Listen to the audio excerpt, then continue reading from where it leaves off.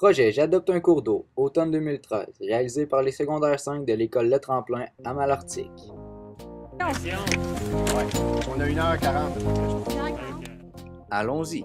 Nous disposions d'environ 1h40 pour faire la cueillette d'échantillons.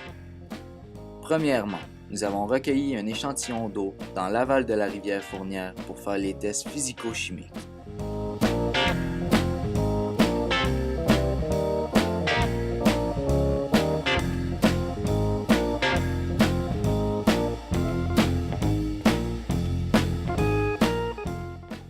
Par la suite, en équipe de 3, nous avons recueilli les sédiments sur les roches à l'aide d'un filet, en les soulevant et en les frottant avec nos mains. Nous avons effectué ceci 20 fois pour une durée de 30 secondes chacune. Après chaque récolte, nous nous dirigions vers l'amont pour avoir des données sur toute la rivière.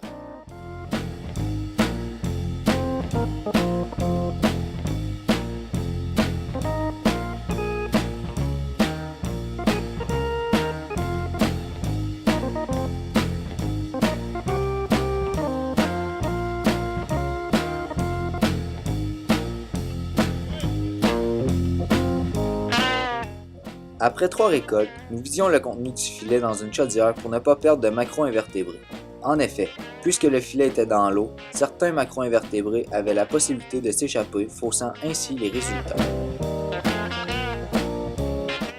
Ensuite, nous avons transvidé le contenu de la chaudière dans un bac plus grand et nous avons pris soin de bien rincer la chaudière et son filtre à l'aide d'eau provenant de la rivière Fournière.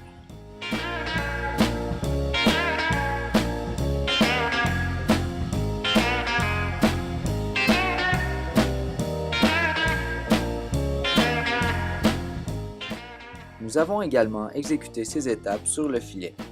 Cette technique nous a permis de recueillir un maximum de macro-invertébrés et donc d'avoir des résultats justes. Pour poursuivre, nous avons séparé notre récolte dans 4 bacs, 3 petits et un gros. Pour les petits bacs, nous avions 5 minutes afin de procéder au tri et 10 minutes pour les plus gros bacs.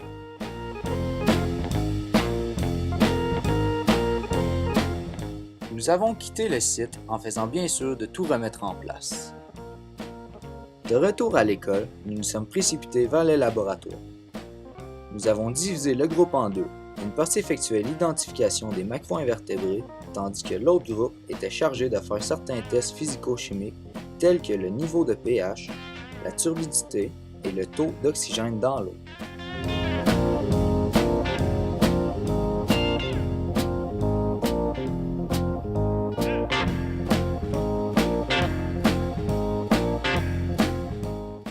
Finalement, une étudiante a inséré les données dans le rapport sur le site de J'adopte un cours d'eau. Les résultats obtenus nous indiquent que ces types de variétés de macro-invertébrés nous semblent inférieurs à ce qu'on pourrait retrouver habituellement dans les lacs et rivières.